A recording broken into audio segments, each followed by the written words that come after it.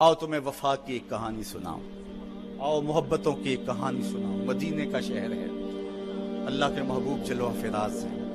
مسجد نبوی میں ہر لمحہ نور برستا تھا۔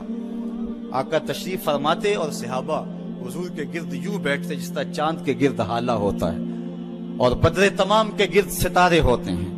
آقا واز و تلقین کرتے، لوگ سنتے، من میں اتارتے، روحوں کو تازگی دیتے۔ ایک چھوٹا سا بچہ ہے جو ننھے ننھے پاؤں سے چل کے مسجد نبوی میں پہنچ جاتا ہے۔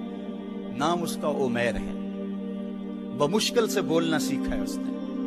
آقا کریم علیہ السلام کی خدمت میں کبھی وہ اپنے چچا جلاس بن سوید کے ساتھ جاتا ہے، کبھی وہ اکیلا بھی چلا جاتا ہے۔ ایک دن اس کا چاچا نہیں گیا لیکن بچہ گیا اور حضور کی بات سنی۔ آقا کریم نے آخرت کے بارے میں، قیامت کے بارے میں نقشہ بیان کیا۔ جب وہ بچہ واپس پلٹا نا تو اپنے چچا کو کہتا ہے، یا اماہ سمیت رسول اللہ صلی اللہ علیہ وسلم یخبرنا عن الساعہ حتی کانی اراہا رای العین۔ اے میرے چچا، آج میں نے حضور کو قیامت کا ذکر کرتے دیکھا ہے، اور حضور نے ایسا ذکر کیا ہے کہ قیامت کا نقشہ میری آنکھوں کے سامنے آ گیا تھا۔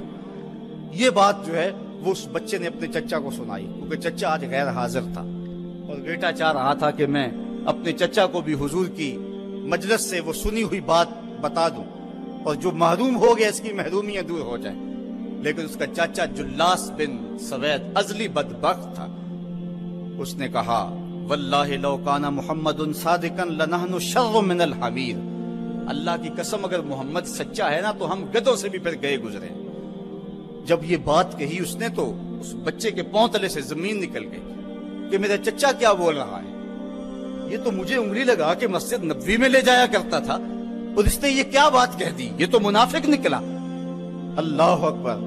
اس بچے کی حیرت کی انتہا نہ رہی کہ یہ کیا ماجرا ہو گیا۔ اس بچے نے جو لفظ کہا اب سنیے، اس نے کہا، یا امی، اے میرے چچا، واللہ انکا کنت من احب الناس الی قلبی۔ اللہ کی قسم میرے دل کو سب سے اچھا اگر کوئی لگتا تھا بندہ تو وہ تو تھا۔ میں تیرے سے پیار کرتا تھا اس لیے کہ تو مجھے انگلی سے لگا کے حضور کی چوکھٹ پہ لے جایا کرتا تھا۔ مجھے اس لیے تو پسند تھا، مجھے کائنات میں سب سے محبوب تو تھا۔ واللہ لقد اصبحت الان ابغضهم الی قلبی جمیعا۔ اور اب میری حالت یہ ہے جتنا برا تو لگتا ہے واللہ مجھے کوئی بھی نہیں لگتا۔ یا امی انا بین الاثنتین۔ ہمارے ماں باپ قربان اس بچے کے، حضرت عمیر بن سعد رضی اللہ تعالیٰ عنہ کہتا ہے، یا امی، اے میرے چچا، واللہ انکا کنت من احب الناس الی قلبی۔ اس زمانے میں سب سے پیارا مجھے تو لگتا تھا۔ واللہ لقد اصبحت الان ابغضهم الی قلبی جمیعا۔ اور آج سب سے زیادہ مجھے برا تو لگتا ہے۔ آگے لفظ سنیے بچے کے، یا امی انا بین الاثنتین۔ چچا جی، اب میں ایسے دو راہ پہ کھڑا ہو گیا ہوں، دو راستے جاتے ہیں۔ ایک راستہ تو میرے لیے یہ ہے، اما ان اخون اللہ و رسولہ فلا اخبر الرسول۔ ایک راستہ تو یہ ہے کہ میں اللہ اور اس کے رسول سے خیانت کروں اور جو تیری بات ہے وہ رسول اللہ کو نہ بتاؤں۔ ایک تو یہ راستہ ہے کہ میں حضور سے خیانت کروں، اللہ سے بھی خیانت کروں، اور جو تو نے کہا ہے، جو تو نے بدتمیزی کی ہے، میں وہ بات حضور کو نہ بتاؤں۔ وَإِمَّا أَنْ أُخْبِرَ الرَّسُولَ وَلْيَكُنْ مَا يَكُونُ۔ اور دوسرا راستہ میرے پاس یہ ہے کہ جو تو نے کہا ہے میں جا کے حضور کو بتاؤں، پھر جو ہو سو ہو۔ بس اب میرے پاس دو ہی راستے ہیں۔ فقال جلاس بن سوید، اس کے چچا جلاس بن سوید نے کہا، انت طفل غض لا یصدقک الناس فقل ما شئت۔ تو نا سمجھ سا بچہ ہے، چھوٹا سا بچہ ہے، تیری بات کس نے ماننی ہے، جا جو جی چاہتا ہے کہہ لے۔ وہ بچہ اٹھا اور حضور کی مجلس میں پہنچ گیا، حضور کی چوکھٹ پہ حاضر ہوا، اور وہ بچہ کیا کہتا ہے، صاحبو ان کانوں سے نہیں، ان جملوں کو دل کے کانوں سے سننا ہے، اور اس دعا کے ساتھ اللہ ہماری نسل کو بھی حضور کا ایسا پیار دے، حضور کی محبتیں دے۔ وہ کیا کہتا ہے، یا رسول اللہ صلی اللہ علیہ وسلم الجلاس بن سوید خان اللہ و رسولہ، حضور جلاس بن سوید نے اللہ اور اس کے رسول سے خیانت کی ہے، وہو عمی، اور میرا چچا لگتا ہے۔ اگلے لفظ سنیے، وَقَدْ تَبَرَّأْتُ إِلَى اللَّهِ ثُمَّ إِلَيْكَ مِنْهُ، حضور میں پہلے اللہ کے حضور پھر آپ کے حضور اس سے بیزاری کا اعلان کرتا ہوں۔ حضور میرا اس سے کوئی تعلق نہیں ہے، میرا اس سے کوئی واسطہ نہیں ہے، میں اللہ سے بھی کہتا ہوں میرے مالک میرا چچا سے کوئی تعلق نہیں ہے چونکہ وہ تیرے محمد کا دشمن ہے۔ حضور میں آپ سے بھی کہتا ہوں کہ میرا میرے چچا سے کوئی تعلق نہیں ہے چونکہ وہ آپ کا دشمن ہے۔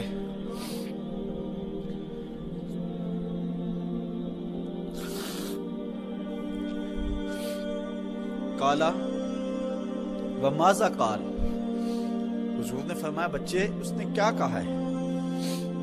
بچے نے ساری کہانی سنا دی کہ میں نے آپ کی تقریر سنی، آپ کی گفتگو سنی اور جا کے بتائی، تو اس نے کہا کہ اگر وہ سچے ہیں تو پھر تو ہم گدھوں سے بدتر ہو گئے۔ حضور نے صحابہ کو بلایا، کہا کہ یہ واقعہ پیش آیا ہے، بتاؤ کیا کریں؟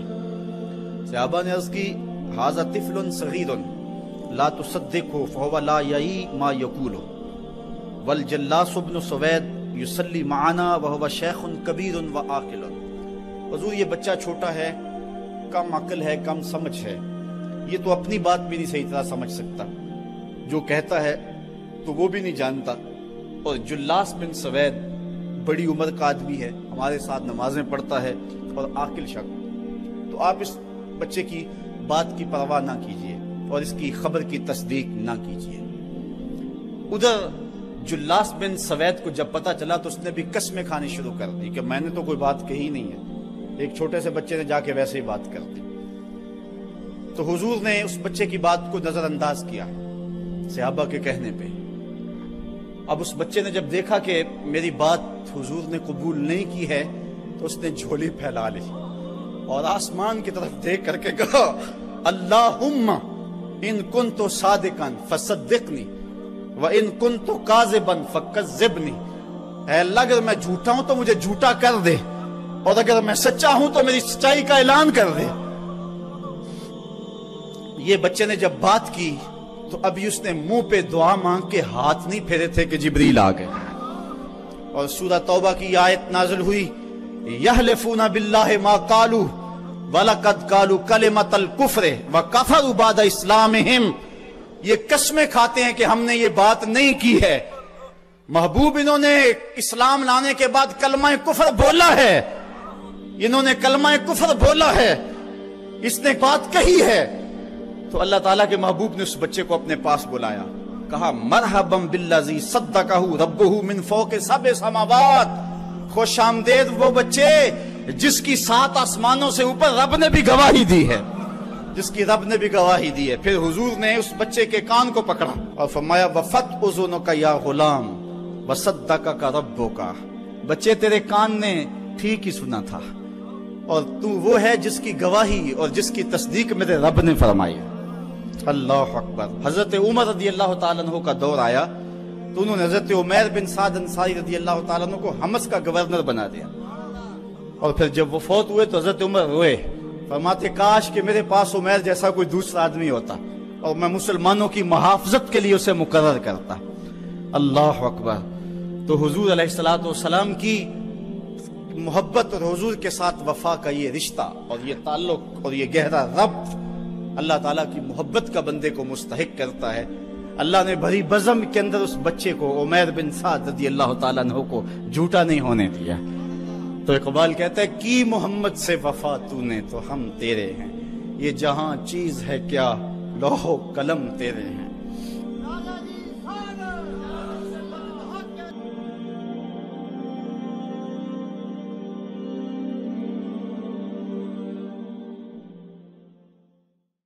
ستر ماؤں سے زیادہ پیار کرنے والا رب، 70 ماؤں کا زندگی بھر کا پیار ایک طرف اور مالک کی ایک نگاہ ایک طرف۔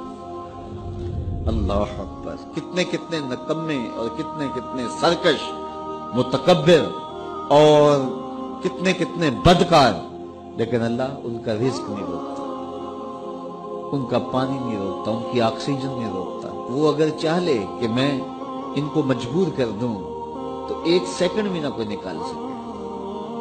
انسان اتنا مجبور ہے۔ شیخ سعدی فرماتے ہیں اندر والا سانس باہر نہ آئے تو بندہ کیا کر سکتا ہے؟ باہر والا سانس اندر نہ جا سکے تو بندہ کیا کرتا ہے؟ نظام انہضام ٹھیک نہ رہے، کوئی چیز حلق سے نیچے نہ اتر سکے تو کیا کر سکتا ہے؟ اس کا پیشاب رک جائے تو اس کو دن کو تارے نظر آ جاتے۔ انسان تو ہے کیا؟ تجھے ناز کس بات پہ ہے؟ ما غرک بربک الکریم، تجھے کس چیز نے مغرور کیا ہے؟ تیرے پاس ہے کیا؟ دولت، حسن، جوانی، اقتدار، صحت، وہ چیز تو بتا کہ جس میں تجھے ناز ہے۔ اس کی توفیق کے بغیر تو 1 قدم نہیں چل سکتا، تو سانس نہیں لے سکتا، تو پھر ناز کس بات پہ، غرور کس بات پہ؟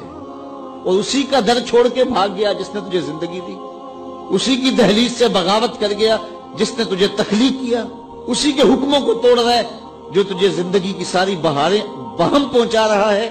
5 مرتبہ آواز آتی تھی، حی علی الصلاۃ، حی علی الفلاح، آجا نیکی کی طرف، تو نے کبھی پرواہ نہیں کی۔ لیکن صبح جب اٹھتا ہے تیرا رزق بند نہیں ہوا ہوتا، تجھے ناشتہ اس طرح ملتا ہے، تجھے آکسیجن تازہ ملتی ہے، تجھے نعمتیں نصیب ہوتی ہیں۔ بتا کائنات میں کوئی ایسا بھی ہے جس طرح تیرا رب ہے؟ ما غرک بربک الکریم، وہ شے کون سی ہے جس نے تجھے کریم رب سے غافل کر دیا؟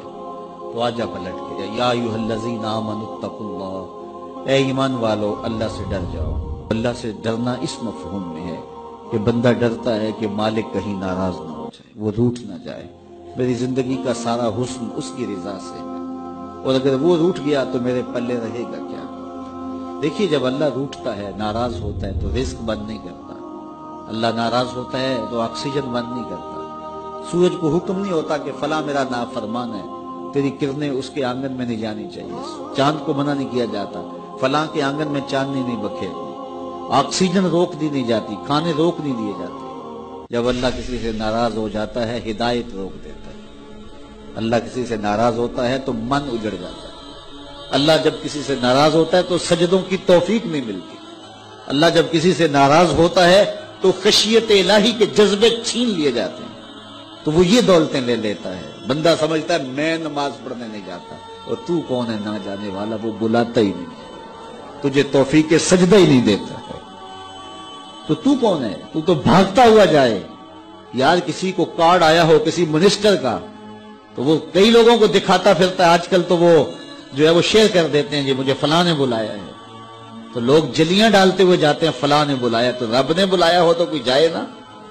او میاں تجھے اس نے پھر بلایا ہی نہیں، تیرے سے ناراضگی ایسی ہے کہ تیرے کانوں سے آواز تو ٹکرائی ہے لیکن تیری روح تک نہیں پہنچی، اس نے روک دیا راستے میں۔ اللہ فرماتا ہے کہ ہم ان کے کانوں میں پردے ڈال دیتے ہیں، ان کی آنکھوں پہ پردے ڈال دیتے ہیں، ان کے دل پہ پردے ڈال دیتے ہیں۔ تو بندہ کہتا ہے میں نہیں پڑھتا، تو کون ہے نہ پڑھنے والا؟ وہ تمہیں بلاتا نہیں، اس قابل نہیں سمجھا گیا، کیونکہ تو نے اس کے حکموں سے منہ موڑا، اس کی فرما برداری کو چھوڑا، تو پھر اس نے بھی تجھے راندہ درگاہ کر دیا، اور بھٹکتا پھر سویر سے لے کر شام تک کس کس کو سیلوٹ کرتا ہے، لیکن تجھے توفیق نہیں ہوگی اس کی حضور سجدہ ریزی کی۔ اگر کوئی نماز نہیں پڑھتا، کوئی سجدہ ریزی نہیں کرتا، اللہ کے حضور جھکنے کی اگر کسی کو عادت تھی تو وہ مت سمجھے کہ میں نہیں کرتا۔